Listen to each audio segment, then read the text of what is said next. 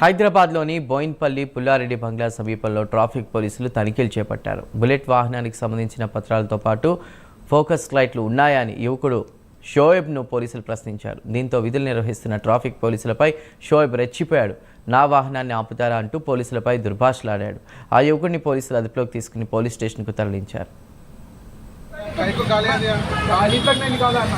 Helmet helmet आया helmet नहीं लाया ना। मैं जॉब से सडनली आया, मैं जॉब को जा रहा था। आप वीडियो कॉल भी ऑन है। आपका नाम जॉब भी है थोड़ा ये वीडियो ला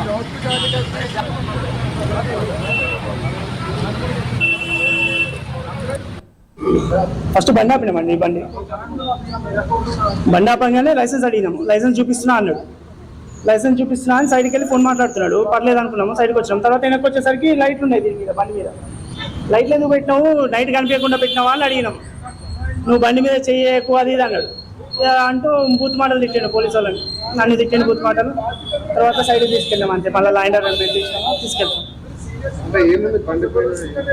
బండి మీద ఏం లేదు, లైసెన్స్ చూపించలేదు. బండికి లైట్లు పెట్టండి, నైట్ కనిపించకుండా లైట్లు పెట్టండి. వెనక ఫోకస్ లైట్లు ఎందుకు పెట్టినామంటే, నేను పెడతా నా బండి మీద చేయకు, నువ్వు నా బండి మీద ఎట్లా చేస్తావో చూస్తా అన్నాడు. చేస్తా చూస్తావా అని చెప్పి నన్ను తిట్టాడు.